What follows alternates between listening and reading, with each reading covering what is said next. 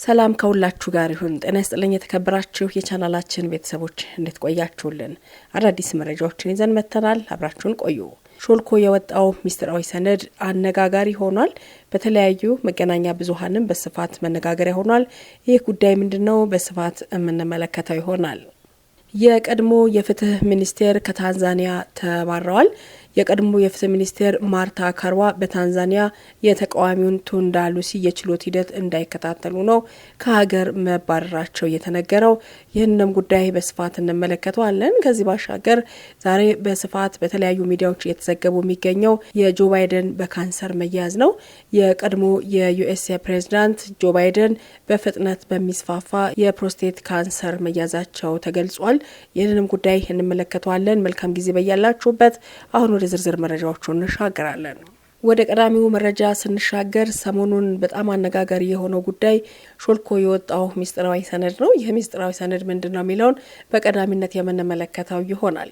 የጊዜያዊ አስተዳደሩ ፕሬዝዳንት በመሆናቸው ብቻ ያወቁትን ሚስጥር እስከ መጨረሻው መጠበቅ ሲገባቸው ለርካሽ ገበያ አቅርበውታል ሲል የትግራይ ጊዜያዊ አስተዳደር ፕሬዝዳንት ጽህፈት ቤት አሳውቋል። ጥቂት ወንጀለኞችን ለማዳን ሲባል በህዝብ ስም መነገድ ይቁም ያሉት አቶ ጌታቸው ረዳ ናቸው። የትግራይ ክልል ጊዜያዊ አስተዳደር ፕሬዝዳንት ጽህፈት ቤት የምስራቅ አፍሪካ ጉዳዮች አማካሪ የሆኑት ሚኒስትር አቶ ጌታቸው ረዳ በቅርቡ በፋና ቴሌቪዥን ላይ ቀርበው የተናገሯቸውን ንግግሮች አስመልክቶ ነው የተቃውሞ መግለጫ የወጣው። በመግለጫው አቶ ጌታቸው ለፋና ቴሌቪዥን የሰጡትን ቃለ መጠይቅ የህግ ልዕልና ለማረጋገጥ ያለመ ሳይሆን የህዝቡን የትግል ታሪክና ቀጣይነት የሚያጎድፍና የሚያጨልም በቂም በቀል የታጨቀ ነው ሲሉ ገልጸውታል።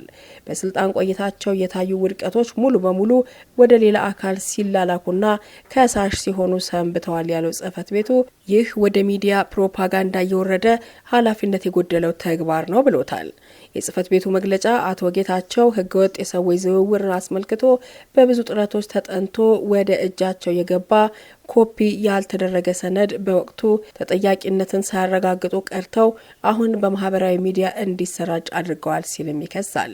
ይህ ኃላፊነት የጎደለው ተግባር ሊያጠቋቸው የፈለጓቸው ግለሰቦች ላይ ብቻ ያነጣጠረ ሳይሆን ፍትህና ተጠያቂነት እንዲረጋገጥ የሚያደርግ እንቅስቃሴ የሚጎዳ በጥናቱ ተሳትፎ የነበራቸውን አካላትና ቤተሰቦቻቸውን ጭምር ለአደጋ የሚያጋልጥ ነውር ነው ሲል ነው በምሬት የጠቀሰው። የጊዜያዊ አስተዳደሩ ፕሬዝዳንት በመሆናቸው ብቻ ያወቁትን ሚስጥር እንደ አንድ የህዝብ ብሔራዊ ጉዳይ እስከ መጨረሻው መጠበቅ ሲገባቸው ለርካሽ ገበያ ማቅረባቸው ማንነታቸውን ያሳየ ተግባር ነው ሲል ነው አቶ ጌታቸው ረዳን ይወረፏቸው። የፕሬዝዳንቱን ጽህፈት ቤት መግለጫ ተከትሎ ወዲያውኑ ምላሽ የሰጡት አቶ ጌታቸው ረዳ የተጠናው ጥናት ተንተርሶ ወደ እርምጃ እንደማይገባ ስላወቅኩኝ ወደሚመለከተው የበላይ አካል መረጃውን ልክ ያለው ብለዋል። ሚኒስትሩ በጥናት ሰነዱ መሰረት ህጋዊ እርምጃ ሊወሰድባቸው ከሚገባ ተጠያቂዎች አንዳንዶቹ ከሀገር ወጥተዋል ሲሉም ገልጸዋል። ሰው መሸጥ ለትግራይ ህዝብ የማይመጥን ወንጀል ነው የሚል አገላለጽ በፕሬዝዳንት ጽህፈት ቤት በወጣው መግለጫ የለም ያሉት አቶ ጌታቸው ሰነዱ ግለሰቦችን ከማጥቃት ባለፈ የህግ ልዕልና እንዲረጋገጥ ያለመ ነው ሲሉ አብራርተዋል። ሚኒስትሩ አቶ ጌታቸው ረዳ በጥናት ሰነዱ የተቀመጠው ሀቅ ነው፣ ጥቂት ወንጀለኞችን ለማዳን ሲባል በህዝብ ስም መነገድ ይቁም ብለዋል። ሚስጥራዊ ሰነዱ ምንድነው የሚለውን ስንመለከት ከሰሞኑ አንድ ሚስጥራዊ ሰነድ ሾልኮ ወጥቶ ከፍተኛ መነጋገሪያ ሆኗል። በማህበራዊ ሚዲያዎች በርካቶች እየተቀባበሉት ይገኛሉ። ሚስጥራዊ ሰነዱ የህገወጥ የሰዎች ዝውውር በብዛት ኤርትራውያን በህገወጥ መንገድ ማዛወር የሚመለከትና ሌሎችም ጉዳዮች ላይ የተጠና ሰነድ ሲሆን በአራት ክፍሎች የተከፋፈሉ 69 ገጾች አሉት። በሰነዱ በጥናት የተለዩ የወንጀል ተግባራት አንደኛ ስልጣንን ያለ አግባብ በመጠቀም፣ ሁለተኛው ደግሞ በወንጀል የተገኘን ገንዘብ ህጋዊ አስመስሎ በመያዝና በማዛወር መጠቀም፣ ሶስተኛው ሰው ማፈንና መሰወር፣ አራተኛው በህገወጥ መንገድ ሰዎችን ከሀገር ወደ ሀገር ማዛወር፣ አምስተኛው የመንግስት ስራ ምቹ ባልሆነ መንገድ መምራት፣ ኃላፊነትን ባልተገባ መንገድ መጠቀምና ሙስና መፈጸማቸውን ያረጋግጣል። በሰነዱ በተጠቀሱ የወንጀል ተግባራት በሰራዊት አመራር ያሉ የነበሩ የጀነራል ማዕረግ ካላቸው ከፍተኛ ወታደራዊ መኮንኖች እስከ ቀበሌ አመራር ያሉ አስተዳዳሪዎች፣ ነጋዴዎችና ሌሎች የሚገኙባቸው 230 ተጠርጣሪዎች በስምና አድራሻቸው ተጠቅሷል። ሰነዱ በህገወጥ መንገድ የተዘዋወሩ ኤርትራውያንን ስም፣ የተዘዋወሩበት ቦታና ቀን፣ ያረፉባቸው ሆቴሎች እንዲሁም በህገወጥ ዝውውሩ ገንዘብ ገቢ ያደረጉባቸው የባንክ የሂሳብ ቁጥሮችም ሰፍረዋል። የጥናት ሰነዱ የሰው ማስረጃ፣ የድምጽ ቅጂ እንደዚሁም ደግሞ በድብቅ የተቀረጸ ምስል ያካተተ እንደሆነ ይዘረዝራል። በሰነዱ በቀንደኛ ተጠርጣሪነት ከተጠቀሱት ከፍተኛ መኮንኖች አንዱ ተወልደ ገብረ ትንሳኤ ሲሆኑ በቅርቡ ከሀገር መውጣታቸውን ሚኒስትሩ አቶ ጌታቸው ረዳ በቅርቡ ከፋና ቴሌቪዥን ጋር በነበራቸው ቆይታ ጠቅሰዋል። ወደ ቀጣዩ መረጃ ስንሻገር የቀድሞ የፍትህ ሚኒስተር ማርታ በታንዛኒያ የተቃዋሚውን ቱንዱ የችሎት ሂደት እንዳይከታተሉ ከሀገር መባረራቸውን ገለጹ። እርሳቸውም ተከትሎ የሄዱት ሁለት ባልደረቦቻቸው በቁጥጥር ስር ውለው ከሀገር እንዲወጡ መደረጋቸውን ተናግረዋል። የታንዛኒያ ባለስልጣናት በጉዳዩ ላይ እስካሁን ድረስ የሰጡት ምላሽ የለም። የታንዛኒያ ዋነኛ ተቃዋሚ ፓርቲ ቻዴማ ሊቀመንበር የሆኑት ግለሰቡ ባለፈው ወር በአገር ክህደት ወንጀል ከተከሰሱ በኋላ ነው ዛሬ ሰኞ ፍርድ ቤት ይቀርቡ የነበረው። ካርዋ የሰብአዊ መብት ተሟጋች ሲሆኑ ወደ ኋላ እየተንሸራተተ ያለ ሲሉ የሚጠሩትን የምስራቅ አፍሪካ ዲሞክራሲ በይፋ በመተቸትም ይታወቃሉ። ካርዋ የኬንያ ፍትህ ሚኒስተር በመሆን እንደ አውሮፓውያኑ አቆጣጠር ከ2005 እስከ 2009 ድረስ ያገለገሉ ሲሆን በ2022 በተደረገው ፕሬዝዳንታዊ ምርጫ ደግሞ ከቀድሞ ጠቅላይ ሚኒስትር ራይላ ኦዲንጋ ጋር ምክትላቸው በመሆን ተወዳድረው ነበር። በህግ ባለሙያዎች ላይ የተፈጸመውን ያወግዙት የቻዴማ ዋና ጸሐፊ ጆን መፍትሄው በሐሰት የቀረበን የአገር ክህደት ወንጀል እፍረት ለመሸፈን የውጭ አገር ጠበቆችን ማሰር አይደለም ብለዋል። ክሱን እርግፍ አድርጎ መተው ነው የሚያስፈልገውም ሲሉ ተናግረዋል። የታንዛኒያው ሰብአዊ መብት ተሟጋች ጥምር በበኩሉ በዘፈቀደ በተፈጸመው እስር መደንገጡን ገልጾ ሊሶ ሚያዝያ 15 ፍርድ ቤት በቀረበበት ወቅት ካርዋ ታዛቢ ሆነው እንዲገኙ ተፈቅዶ ነበርም ብሏል። በታንዛኒያ በጥቅምት ወር ከሚካሄደው ፕሬዝዳንታዊና የህዝብ ተወካዮች ምክር ቤት አባል ምርጫ በፊት መንግስት ተቃዋሚዎችን ማሰር መጀመሩ የሰብአዊ መብት ተሟጋቾች ስጋትን መጨመሩ ተገልጿል። በታንዛኒያ በጥቅምት ወር ከሚካሄደው ፕሬዝዳንታዊና የህዝብ ተወካዮች ምክር ቤት አባላት ምርጫ በፊት መንግስት ተቃዋሚዎችን ማሰር መጀመሩ የሰብአዊ መብት ተሟጋቾች ስጋት መጨመሩን ገልጿል። ሊሱ የተከሰሰው በሞት ሊያስቀጣ በሚችል በሀገር ክህደት ወንጀል በመሆኑ ዋስትና ሊፈቀድለት አይችልም እየተባለ ነው። እንደ አውሮፓውያን አቆጣጠር በ2017 ከተደረገበት የግድያ ሙከራም ተርፏል። ባለፈው በሚያዝያ ወርም ቢሆን የተቃዋሚ መሪ ማሻሻያ ሳያደርጉ ምርጫ አይታሰብም የሚል ዘመቻ ማካሄዱን ተከትሎ ነው በቁጥጥር ስር የዋለው። የታንዛኒያ ህግ ነጻና ፍትሃዊ ምርጫ ለማድረግ እየተመቸ አይደለም በሚል ስር ነቀል ለውጥ እንደሚደረግ እየጠየቀም ነበር። መንግስት ግን የሚቀርብበትን ውንጀላ ያስተባብላል።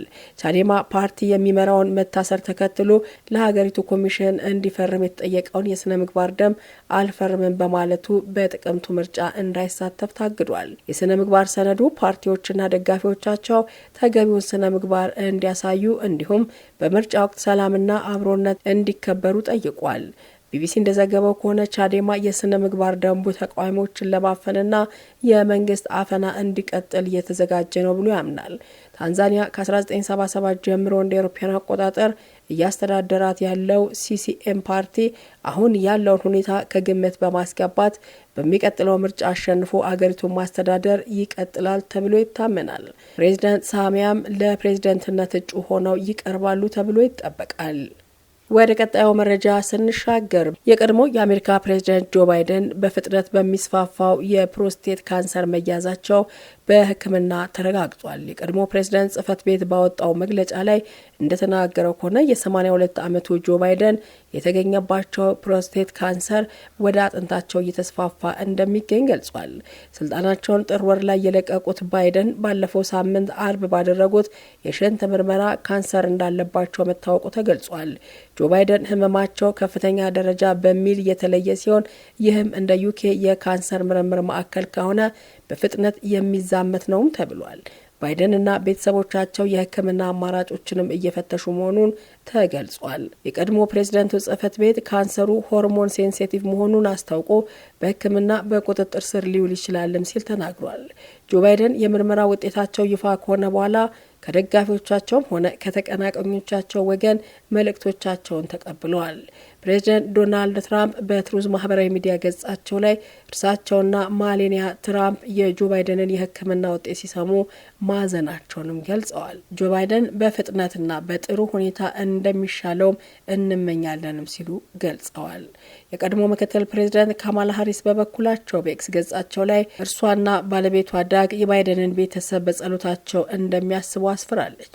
ጆ ባይደን እጅ መስጠት አይወዱም። ይህንን ተግዳሮት ሁልጊዜም ህይወትንና አመራርን በሚጋፈጡበት ተመሳሳይ ጥንካሬ የመቋቋም ብቃት እንዲሁም ደግሞ ተስፋ እንደሚጋፈጡ አውቃለሁ ብላለች ሃሪስ። ባራክ ኦባማ በኤክስ ገጻቸው ላይ እርሳቸውና ባለቤታቸው ሚሼል የባይደን መላው ቤተሰብን እንደሚያስቧቸው ጽፏል። ባራክ ኦባማ እንደ አውሮፓውያን አቆጣጠር ከ2009 እስከ 2017 ዓ.ም ድረስ በፕሬዝዳንትነት አሜሪካን ሲያስተዳድሩ ጆ ባይደን ምክትላቸው ሆነው አገልግለዋል። ኦባማ እንዳሉት ከሆነ ለካንሰር የተሻለ ሕክምና ለማግኘት ከጆ ባይደን የበለጠ የጣር የለም። እናም ይህን ፈተና ለብዙዎች አርአያ በሚሆን መልኩና በክብር እንደሚታገለው እርግጠኛ ነኝ ብለዋል። በፍጥነትም ሙሉ በሙሉ እንዲድን እንጸልያለን ሲሉ አስፍረዋል። ባይደን በካንሰር መያዛቸው የተሰማው በ2024 ፕሬዝዳንታዊ ምርጫን በእድሜና በጤና ምክንያት እንዲያቋርጡ በተደረገ በአመቱ ነው። ባይደን በአሜሪካ ታሪክ እድሜያቸው ገፍቶ ሀገሪቱን ያስተዳደሩ ብቸኛ ግለሰብ ናቸው። ዴሞክራቱ ባይደን የዛሬ አመት ለሁለተኛ ጊዜ የምረጡኝ ዘመቻ እያካሄዱ የነበረ ሲሆን በሰኔ ወር ላይ ከዴሞክራቲክ ተቀናቃኞች የአሁኑ ፕሬዝዳንት ዶናልድ ትራምፕ ጋር ያደረጉትና በቴሌቪዥን በተላለፈው የምርጫ ክርክር ላይ ያሳዩት የወረደ አቋም በርካታ ትችት አስከትሎባቸው ነበር። ቢቢሲ እንደዘገበው ከሆነ ከዚያ በኋላ ምክትላቸው ካማላ ሃሪስ የዴሞክራቲክ እጩ በመሆን እንድትተካቸው ተደርጓል። ፕሮስቴት ካንሰር ወንዶችን በስፋት ከሚያጠቁ የካንሰር አይነቶች መካከል ሁለተኛው ነው። የአሜሪካ በሽታ መቆጣጠርና መከላከል ማዕከል ሲዲሲ ከ100 ወንዶች መካከል 33ቱ በፕሮስቴት ካንሰር እንደሚያያዙ ያሳያል። እንደ ሲዲሲ መረጃ ከሆነ እድሜ ለዚህ ካንሰር አጋላጭ ከሆኑ ምክንያቶች አንዱ መሆኑም ተጠቅሷል። የተከበራችሁ የቻናላችን ቤተሰቦች ለሰዓቱ ያዘጋጀናቸው መረጃዎች በእንዲህ መልኩ ተጠናቀዋል። መልካም ጊዜ በያላችሁበት ቸር ይቆየን።